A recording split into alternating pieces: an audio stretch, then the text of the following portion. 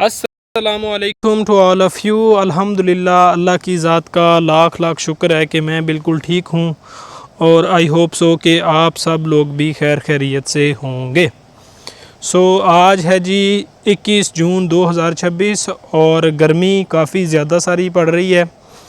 तो अभी मैं आया था बाहर ज़रा और मैंने सोचा कि मैं आप सब लोगों के साथ एक नई यूनिवर्सिटी जो है, आप लोगों को ऑलरेडी भी पता है कि मैं यहाँ पे इटली के अंदर जो डिफरेंट यूनिवर्सिटीज़ हैं उनके अंदर जो पीएचडीज़ की कॉल्स जो हैं 2026 और 27 की, उनकी सारी डिटेल जो हैं वो शेयर करता रहता हूँ। तो आज की इस वीडियो में मैं एक और अच्छी सी यूनिवर्सिटी है जिसके बारे में आप लोगों को बताने वाला हूँ। उसका नाम है यूनीमोर, या फिर आप सिंपली कह सकते हो यूनीमोर। उसका पूरा नाम है यूनिवर्सिटी ऑफ मोदना रेज्जो ईमिलिया। ठीक है जी, यूनिवर्सिटी ऑफ मोदना रेज्जो ईमिलिया। उसके अंदर डिफरेंट पीएचडीज़ की जो पीएचडी के जो प्रोग्राम्स हैं उनके अंदर डिफरेंट पोजीशंस अवेलेबल हैं, तो आप लोग अप्लाई कर सकते हैं। अगर आप लोगों के पास मास्टर्स की डिग्री है तो भी आप अप्लाई कर सकते हैं।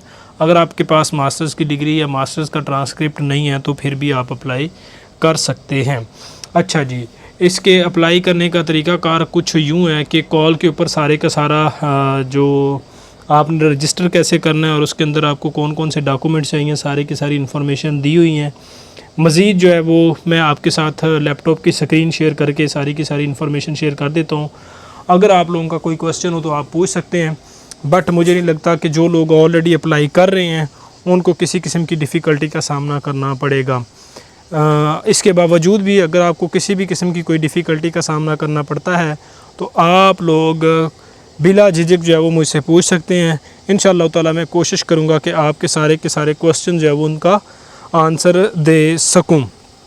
अच्छा जी, इससे पहले 3 से 4 यूनिवर्सिटीज़ ऐसी थी जिनके अंदर बहुत सारे स्टूडेंट्स ने अप्लाई किया और अल्हम्दुलिल्लाह स्टूडेंट्स को पॉजिटिव रिस्पांस भी आया, क्योंकि इटली की जो यूनिवर्सिटीज़ हैं इनके अंदर पाकिस्तानी स्टूडेंट्स का सिलेक्ट होने के चांसेस जो हैं वो ज़्यादा होते हैं पीएचडीज़ के अंदर, क्योंकि हमारा बैकग्राउंड जो होता है उसके अंदर जो है वो मास्टर्स के अंदर हमें रिसर्च करवाई जाती है और रिसर्च के बिहाफ के ऊपर यहाँ पे आपकी सिलेक्शन होती है। क्योंकि यहाँ पे जो पीएचडी है उसके अंदर आपको प्रॉपर रिसर्च प्रोजेक्ट दिया जाता है और जिन लोगों की ग्रिप जो है वो रिसर्च एक्टिविटीज़ के ऊपर अच्छी होती है, अच्छी पब्लिकेशंस होती हैं, उनको सेलेक्ट कर लिया जाता है।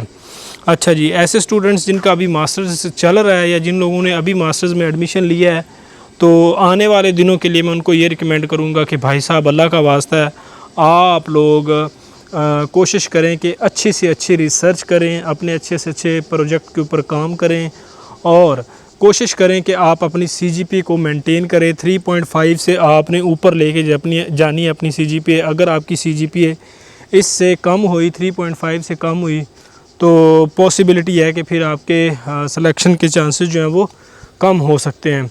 आपने एक तो अपनी सीजीपीए को मेंटेन करना। धूप काफ़ी ज़्यादा सारी पड़ रही है यार, समझ नहीं आ रही किस साइड पे खड़े हों।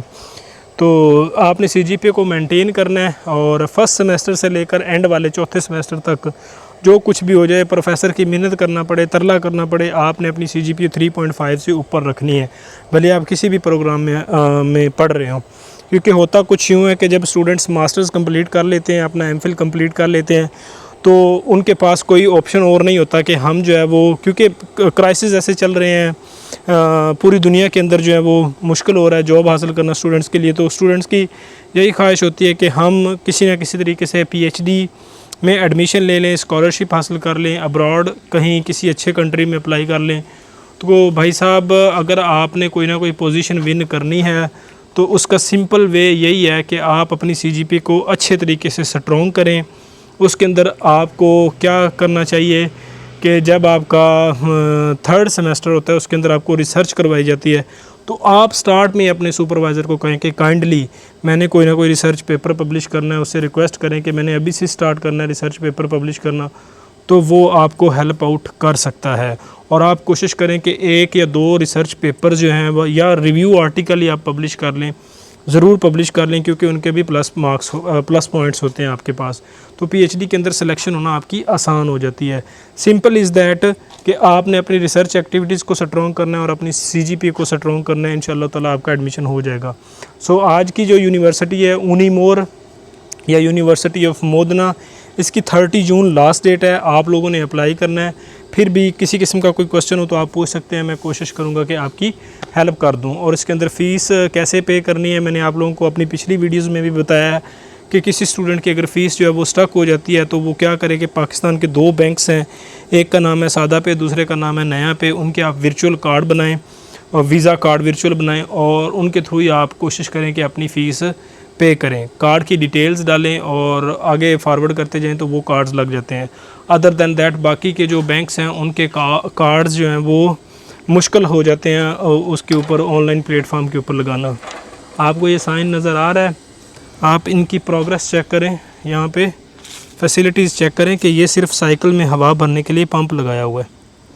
किसी की साइकिल पंक्चर हो जाती है, मोटर बाइक हो, कुछ भी हो उसको, तो आप सिंपल इज़ दैट इस पंप से हवा भर सकते हैं। और ये सारे के सारे टूल्स दिए हुए हैं। साइकिल अगर ख़राब हो जाता है तो आप टूल उतार के ऐसे खींच के अपना साइकिल ठीक कर सकते हैं। सो इस तरह की फ़ैसिलिटीज़ हैं। अगर किसी ने आना है तो फिर आपको इस तरह की फ़ैसिलिटीज़ मिल सकती हैं, नो प्रॉब्लम इज़ देयर। अच्छा जी, मैं जाता हूँ अभी लैपटॉप की स्क्रीन की तरफ और आप लोगों के लिए स्क्रीन रिकॉर्ड करता हूँ, जिसमें मैं बताता हूँ कि आपने किस किस पोजीशन को फॉलो करना है और किस डिपार्टमेंट के अंदर आप अप्लाई कर सकते हैं। आपके लिए सारे का सारा क्राइटेरिया डिफ़ाइन होगा, आपने सिंपली अप्लाई करना है। बाकी कोई भी क्वेश्चन हुआ तो आप मुझे कमेंट सेशन में पूछ सकते हैं, इंशाल्लाह ताला मैं कोशिश करूँगा कि आपको जवाब दे दूँ। अच्छा जी, हम आ जाएंगे अपने लैपटॉप की स्क्रीन पे और लिखेंगे कॉल फॉर पीएचडी एप्लीकेशंस 2026 यूनीमोर। ऊनीमोर भी इसको कहते हैं, इटालियन में यूनी को ऊनी कहते हैं और इंग्लिश में यूनिवर्सिटी या यूनी कहते हैं। सो इसको हम करेंगे ओपन, इस पर क्लिक कर लिया। हमारे पास जो सबसे पहली वेबसाइट आ रही है पीएचडी प्रोग्राम्स यूनिवर्सिटा दिल्ली स्टूडी दी मोदना ई रेggio emilia। सो इस पे हम करेंगे क्लिक और हमारे पास सामने यूनिवर्सिटी का इंटरफेस आ जाएगा। Quality university accredited grade A25। Okay, अच्छा जी, उनीमोर यूनिवर्सिटा दिल्ली स्टूडी दी मोदना ई रेggio emilia। मोदना अलग से स्थिति है, रेggio emilia अलग से स्थिति है, तो दोनों को कंबाइन करके ये यूनिवर्सिटी बनाई गई है जिसको कहते हैं उनीमोर। ये इसका लोगो है जी। अच्छा जी, ये आपके काम की चीज़ नहीं है। यहाँ पे लैंग्वेज ईटा है यानी कि इटालियन है, तो इटालियन ही ठीक है, क्योंकि नीचे जब भी आपने अप्लाई करना है तो इटालियन को ही प्रेफर करना है। सम टाइम कुछ वेबसाइट्स होती हैं उनमें ग्लिच आ जाता है, या आगे पेज होते हैं उनमें ग्लिच आ जाता है, या फिर वो आगे प्रोसेस नहीं होते। तो आपने अगर प्रोसेस ना आ रहे हो, एरर आ रहा हो, तो आपने लैंग्वेज फिर प्रॉपर इटालियन कर लेनी है। सम टाइम आप इंग्लिश भी कर लेते हो। अच्छा जी, PhD programs.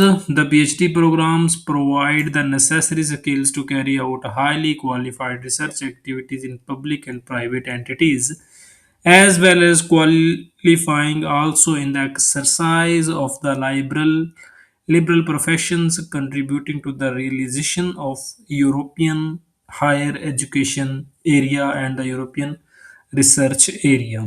ओके, बबेने।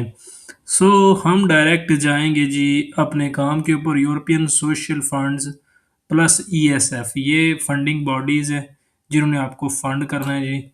उसके बाद हमारे पास यहाँ पे डायरेक्ट आ जाते हैं जी scholarship funding 41st cycle, 41st cycle, 40 cycle, ये पुराने साइकिल्स की दी हुई हैं सारे के सारे टेबल्स। अब चल रहा है 42 साइकिल। सो हमारे पास ये full text of the regulations for the PhD programmes के बारे में मुकम्मल डिटेल इसके अंदर बताई गई है जी। उसके बाद हम डायरेक्ट आएंगे अपने काम के ऊपर। यहाँ पे हमारे पास call for admission, committees, ranking lists, enrolments. यहाँ पे जनरल कॉल दी हुई है, कमेटीज़ हैं यानी कि एडमिशन कमेटीज़ हैं, रैंकिंग लिस्ट मतलब कि मेरिट लिस्ट इस लिंक के ऊपर लगेंगी। इनरोलमेंट्स जो है आपके एडमिशन हो जाने के बाद जब आपने इनरोलमेंट करनी है तो आपने इस लिंक पे क्लिक करना है और आप आगे इनरोलमेंट के प्रोसेस को प्रोसीड करोगे। अच्छा जी, PhD programmes 42 cycle academic year 2026 7 3 year duration starting of course can be from 1 November 2026। अच्छा जी, एक चीज़ कॉमन है पूरे इटली के अंदर, जब भी पीएचडी के एडमिशन्स ओपन होते हैं या फिर वो क्लोज होते हैं, तो उनके अंदर जो स्टार्टिंग टाइम पीरियड होता है वो नवंबर 1 ही होता है। पूरे इटली में जो पीएचडी की क्लासेस हैं, पीएचडी का स्टार्टअप है, वो 1 नवंबर ऑफ एवरी ईयर जो है वो स्टार्ट हो जाता है। अच्छा जी, नीचे डिफरेंट प्रोग्राम्स दिए हुए हैं, आपने हर प्रोग्राम के अंदर देख लेना है, आपने अपने प्रोग्राम के अकॉर्डिंग देखना है। अच्छा जी, कॉल से पहले हम पहले चलो कॉल पहले देख लेते हैं, क्योंकि हमारा रूल जो है वो चेंज ना हो जाए। सबसे पहले कॉल रीड करते हैं। Call for PhD applications, announcement of the competition for admission to the PhD programme 42 cycle, इस पे क्लिक करेंगे। इस पे क्लिक करने के बाद हमारे पास ये कॉल आ जाएगी जी पीडीएफ फॉर्म में। अच्छा जी, इस पीडीएफ फॉर्म को हम अच्छे तरीके से रीड करेंगे। मैं थोड़ा सा इसको कर लेता हूँ जूम। अच्छा जी, हमारे पास है जी call for application for admission to PhD programme 42 cycle for the year of 2026 and 7। अच्छा जी, ये हर यूनिवर्सिटी के ऊपर लिखा होता है कब ये रिलीज़ हुई थी और ब्ला ब्ला ब्ला, ये चीज़ें आपने रीड कर लेनी है। अच्छा, मैं सीधा सीधा चीज़ें बताऊंगा, मतलब कि लास्ट वीडियो भी काफ़ी लॉन्ग हो गई थी, ये इसके 11 पेजेस हैं, तो हम जस्ट बोल्डेड पॉइंट्स देखेंगे। एप्लीकेशन ओपनिंग 25 मई, एप्लीकेशन क्लोजिंग 30 जून। ओके जी, किस टाइम पे ये क्लोज हो रही है? 1 बजे PM central European summer time के अकॉर्डिंग। अच्छा जी, इटली के 1 बजे और पाकिस्तान के 4 बजे। तो इटली के 1 बजे और पाकिस्तान के 4 बजे से पहले पहले आपने अपनी एप्लीकेशन जो है वो यूनिवर्सिटी के पोर्टल के ऊपर सबमिट कर देनी है। अच्छा जी, उसके बाद institution selective procedure area announced for the admission to the following PhD programs in administratively based at the University of Modena Reggio Emilia with the duration of 3 years starting from the 1 November. वही बात अगर दोबारा लिखी गई है। Agri food science, अच्छा department आ गया हमारे पास। Agri food, clinical and experimental medicine, computer, health, innovative products, humanities, information and communication technologies, civil, environmental and material engineering, industrial innovative engineering, mechanical and vehicle engineering, labour development, mathematics, models and methods, molecular and regenerative medicine, neuroscience, physics and nano science, Reggio childhood studies, ये city के जो childhood studies हैं उनके बारे में, legal studies, human science studies, blah blah blah blah, ये इतने programmes हैं, इनके अंदर डिफरेंट पोजीशन जो हैं वो अवेलेबल हैं। अच्छा जी, इसके बाद हम चले जाते हैं जी the actual in activation of the programmes and the students enrolment are subjected to the approval by the ministry of the university and research upon the positive opinion expressed by the National Agency of the Evaluation of the University System and Research and indicated in the ministerial decree number blah blah blah blah। So simple यही बताया गया कि university की जो highly representative committee है उसके approval के बाद ही जो है वो किसी भी स्टूडेंट को डिग्री या फिर उसको एडमिशन जो है वो अलॉट किया जाएगा। The available position and scholarship research topics, admission requirements, and the selection procedures and criteria for the ranking list are detailed in the PhD programs table, such as table complement. Such tables complement the call for application and are available on the university website। वही website जहाँ से हम अभी होके आए हैं। अच्छा जी, the positions covered by this call are detailed in the table below. कौन कौन सी पोजीशन है जो इस कॉल के अंदर बताई गई हैं? Position with the open topic scholarships, आप ओपनली अप्लाई कर सकते हैं। PhD research will be carried out an open topic on a topic assigned by the academic board.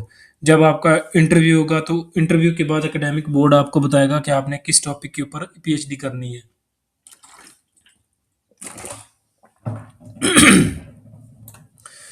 PhD position with the topic specific scholarships, कुछ PhD position जो है वो specified की होंगी किसी भी प्रोजेक्ट किसी भी प्रोग्राम के अंदर, हम देख लेते हैं बाद में। Position with the reserve for the 3 year high apprenticeship contracts. अब इसके अंदर जारी सी बात है कॉन्ट्रैक्ट बताया गया किसी भी थर्ड पार्टी की तरफ से। पोजीशन विदाउट स्कॉलरशिप भी होंगी, लेकिन आप लोगों ने फिर भी अप्लाई कर देना है। अगर आपसे कोई पोजीशन मिलती जुलती है, समटाइम आपको स्कॉलरशिप मिल जाता है। पोजीशन रिजर्व रिजर्व पोजीशन उन स्टूडेंट्स के लिए जो इटली में रहते हैं या फिर यूरोप में रहते हैं, आपके लिए नहीं है। रिजर्व इंस्टीट्यूशनल पीएचडी पोजीशन, वो ये भी रिजर्व नहीं है, आपके लिए नहीं है।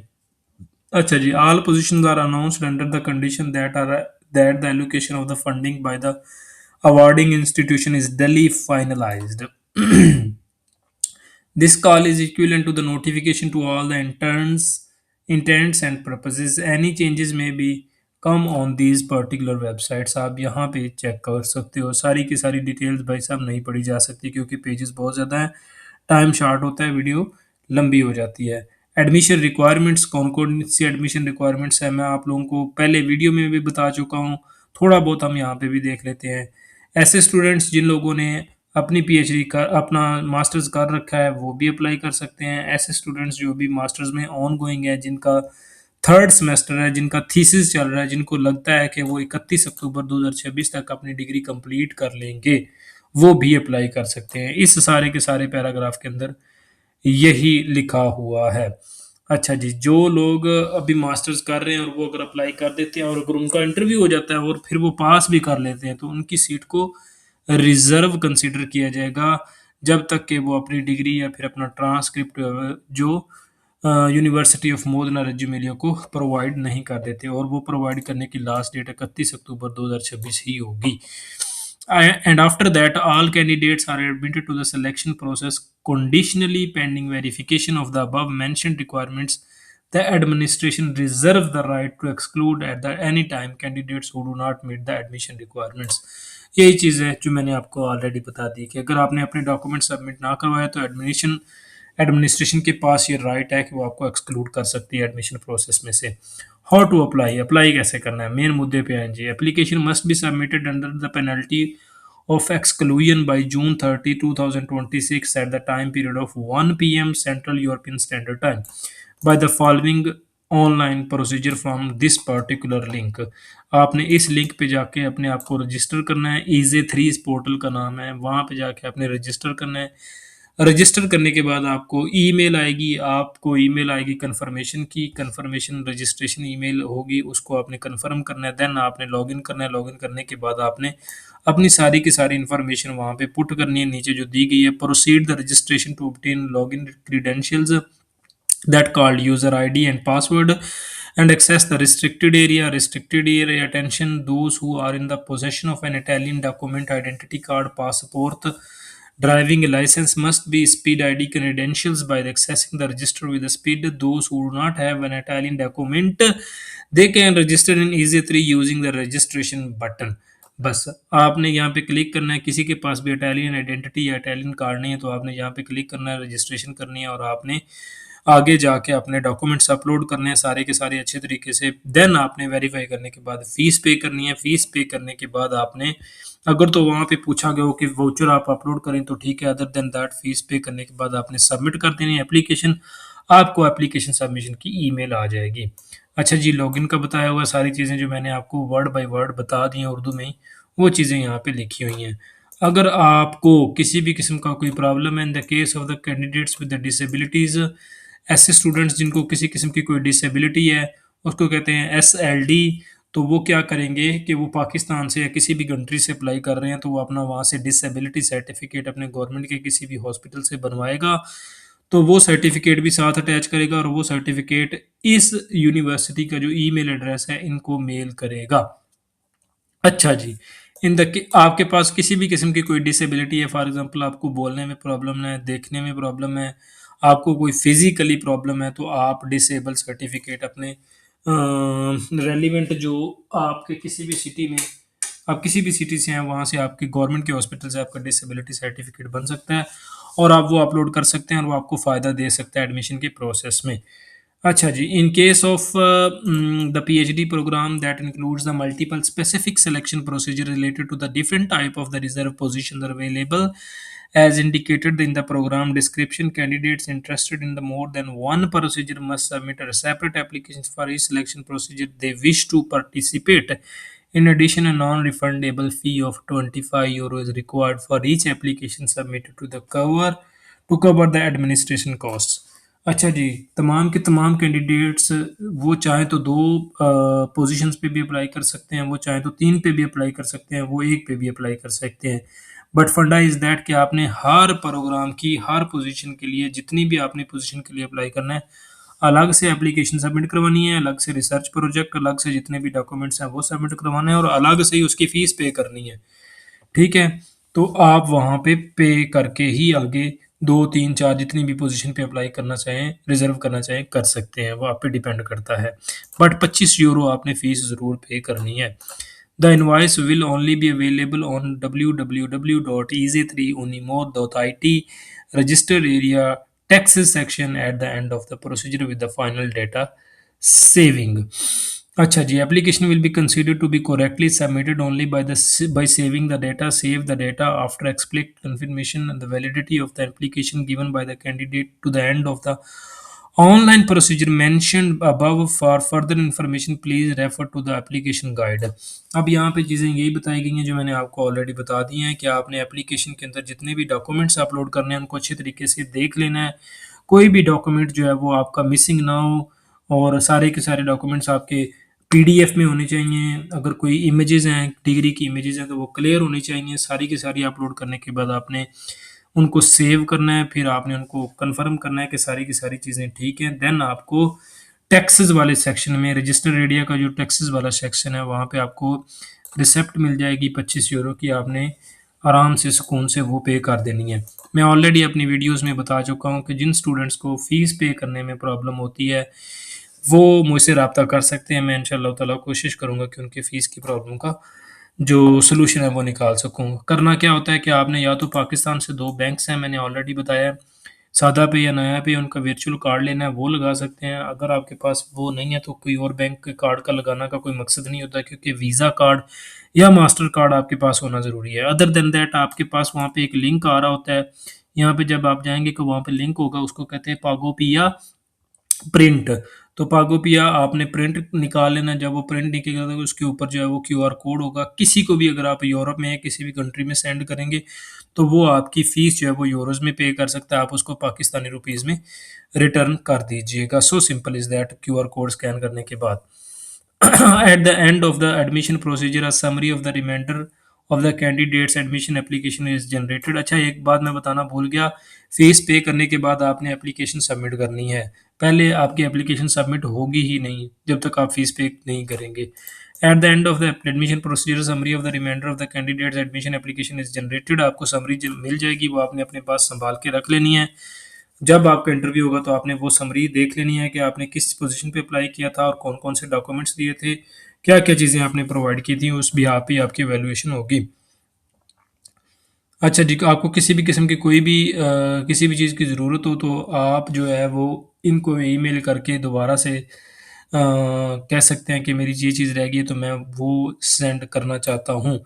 अच्छा जी, स्कैन कॉपी वगैरह आपने आइडेंटिटी डॉक्यूमेंट की ज़रूर लगानी है, ये ना हो कि अगर आप नहीं लगाएँगे तो फिर मुश्किल हो जाएगी।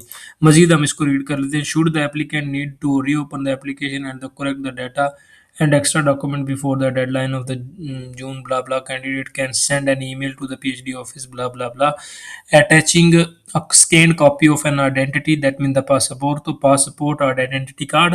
The candidate must make corrections additions he deems appropriately within the same deadline. उसी डेडलाइन के अंदर अंदर ही आपने सब कुछ करना है। Please note that the once the corrections are additions have been completed the candidates will have to save the data again and selecting the save data for following the explicit confirmation of the application.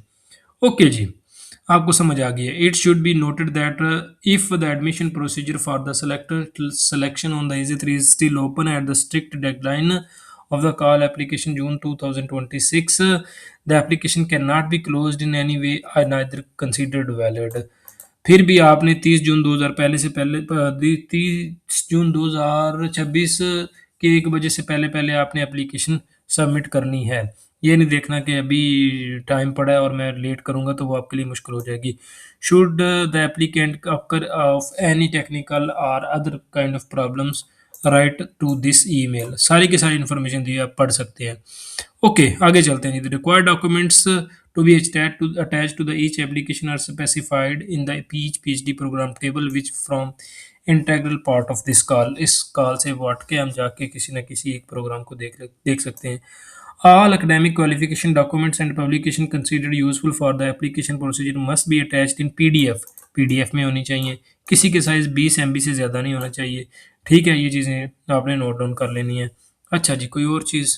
Selection committee है जी, ठीक है, जिन्होंने आपका interview लेना है। Admission procedure, selection committee आपका interview लेगी। Interview लेने के बाद आपका रैंकिंग लिस्ट में नाम आएगा। रैंकिंग लिस्ट में अगर आप टॉप पे चले गए बाकी स्टूडेंट्स की निस्बत, मतलब कि आप रैंकिंग में ऊपर चले गए, तो आपको ऑब्वियस सी बात है डायरेक्ट जो है वो सेलेक्ट कर लिया जाएगा PhD के लिए। सारी की सारी चीज़ें यहाँ पे बताई गई हैं। The final ranking of the candidates will B announced by the publicly exclusively publication of the university website. इस वेबसाइट के ऊपर आप जाएंगे, जो मैंने आपको ऑलरेडी बताई थी, उसी वेबसाइट के ऊपर आपको सारी की सारी इन्फॉर्मेशन या रैंकिंग्स की मिल जाएगी। गो गो गो गो। ओके, इनरोलमेंट करनी है। इनरोलमेंट का प्रोसीजर बाद का है, जब आपका एडमिशन हो जाएगा तो तब बाद में देखी जाएगी इंशाल्लाह। किसी स्टूडेंट को अगर प्रॉपर फाइनल मेल आती है तो उसको इनरोलमेंट के बारे में बताया जाएगा।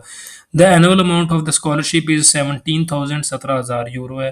Bearing the subsequent regularity amendments for PhD programme, all PhD programs within the exception of the PhD program in the industrial innovative engineering for which the annual scholarship is 19,000। Industrial engineering वालों के लिए 19,000 है। वजह क्या है कि रजो मीलिया के अंदर बहुत बहुत बड़ी बड़ी इंडस्ट्रीज़ हैं, जैसे फेरारी है और इस तरह की बड़ी बड़ी इंडस्ट्रीज़ हैं। तो वो इंडस्ट्रियल हब है सिटी, इस वजह से जिन लोगों की डिग्री इसमें होगी उनको 19,000 पर ईयर मिलेगा, और जिनकी इससे हट के होगी उनको 17,000 मिलेगा।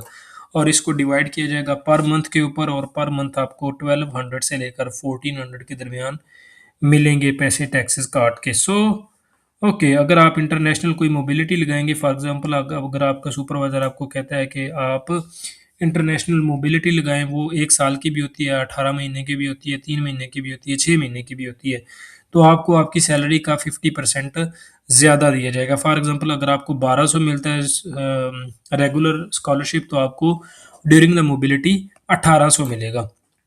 So all is that is given in this call। Okay, so आप मज़ीद पढ़ लीजिएगा, मेन मेन चीज़ें मैंने आपको बता दी हैं। अच्छा जी, यहाँ पे हम देख लेते हैं जी अटैचमेंट्स हैं। वापस आ जाते हैं अटैचमेंट्स के अंदर, डायरेक्ट चले जाएंगे मालिक्यूलर एंड रीजनरेटिव मेडिसिन, इसको क्लिक कर लेंगे। मैं रेंडमली ही कोई ना कोई प्रोग्राम उठाता हूँ। PhD प्रोग्राम टेबल अनाउंसमेंट बताई गई है। PhD कोर्स का नाम क्या है? Models and methods for the material and environmental sciences. Available positions कितनी है जी? 9 है। एवेलुएशन मेथड्स क्या है? Academic and research records and interview. आपकी एवेलुएशन इन 3 डॉक्यूमेंट्स की बिहाफ के ऊपर होगी, और प्लस इंटरव्यू साथ लगा लें।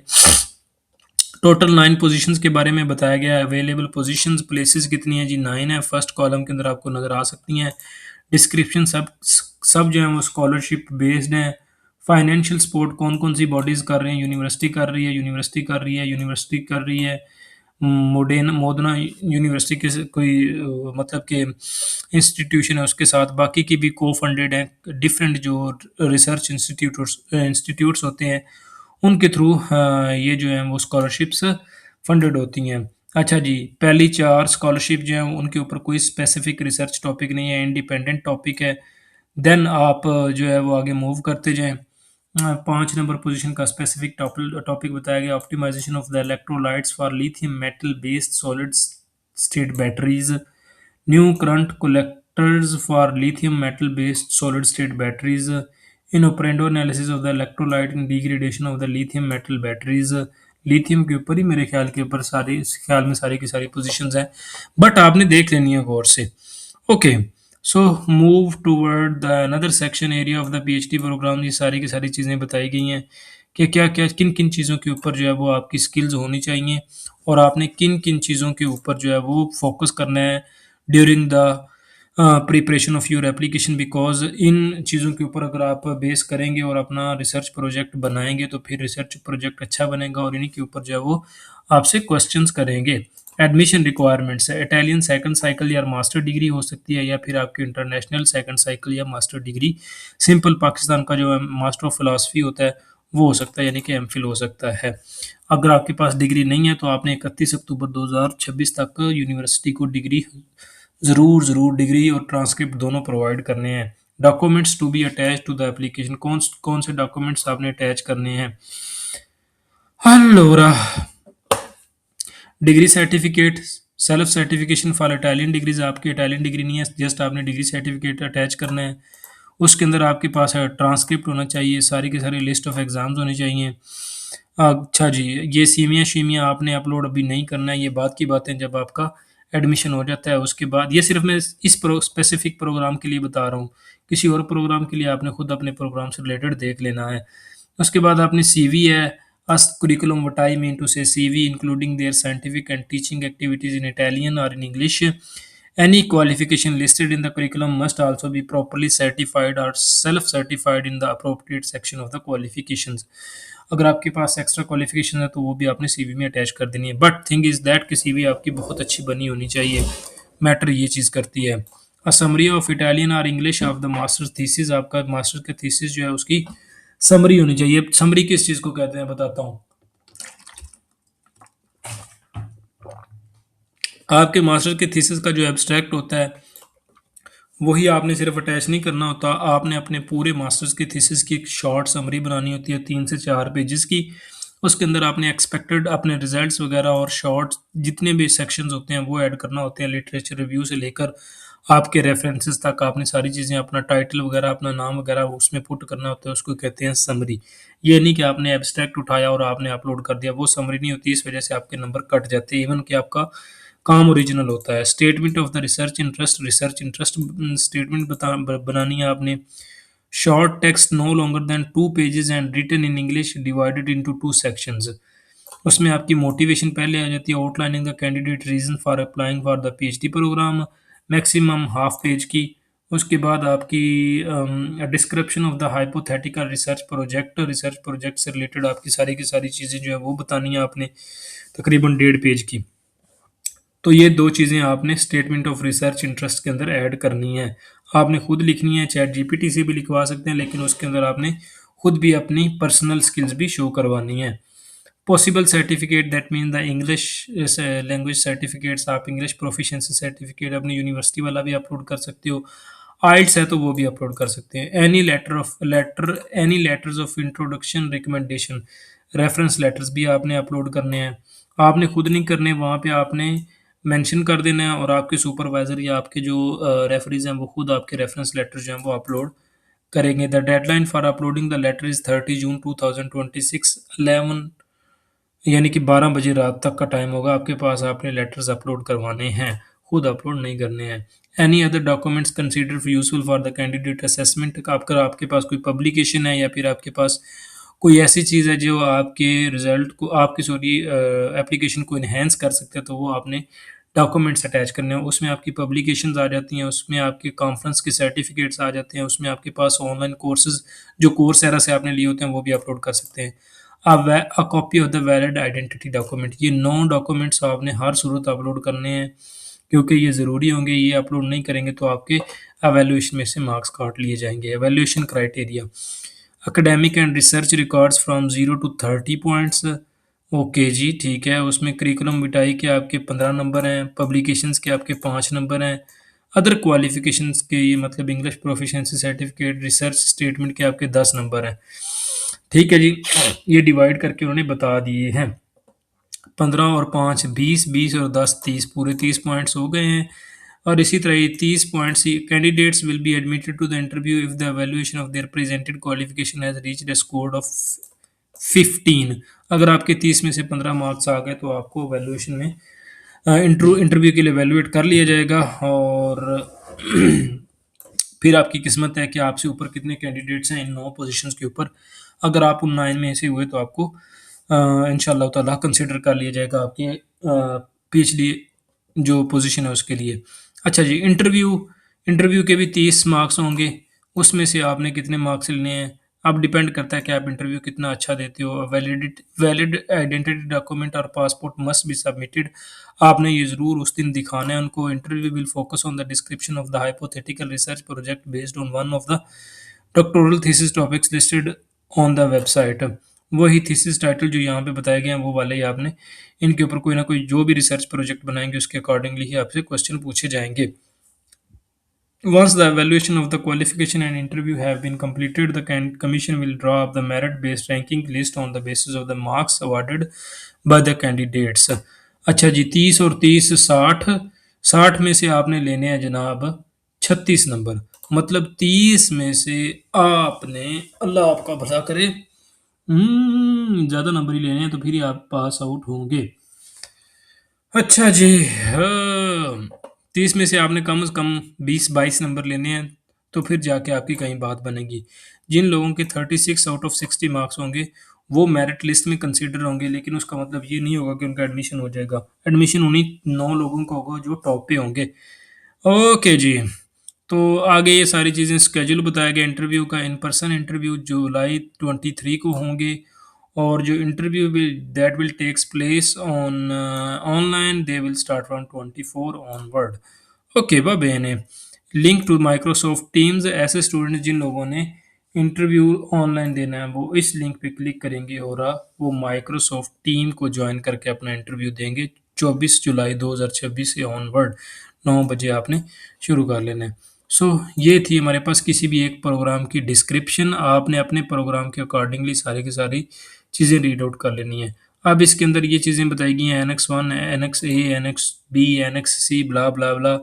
इसके अंदर बताया गया कि सेल्फ सर्टिफिकेट, अब ये सेल्फ सर्टिफिकेट इटालियन लोगों के लिए, आपके लिए नहीं है, आपने अपलोड नहीं करना है। एनेक्स बी, इसके अंदर क्या चीज़ है, let's see what is this. अब मैं सारी चीज़ें नहीं ओपन करूँगा, आपने खुद ओपन करके देख लेनी है क्योंकि time is very short. Oh God, ये सीवी का टेम्पलेट दिया हुआ है, आपने सीवी जी मैंने आपको बता दिया हुआ है। बाकी मज़ीद इन्फॉर्मेशन जो है वो आप कॉल के ऊपर जितनी भी इंफॉर्मेशन दी हुई है आप उसको अच्छे तरीके से रीड करके, अच्छे तरीके से पहले कॉल को रीड करना है, अपने कोर्सेज़ को रीड करना है और फिर ही आपने अप्लाई करना है। तो ये सारी की सारी वीडियो थी जिसके अंदर मैंने आपको पूरी कॉल जो है वो उसको रीड करके बताया और इंशाअल्लाह ताला आई होप सो कि आपको समझ लग गई होगी। लेकिन फिर भी आपका क्वेश्चन हुआ तो मैं हाज़िर हूँ, आप मुझसे पूछ सकते हैं। सो अब तक के लिए मुझे इजाज़त दीजिए। अल्लाह हाफिज़।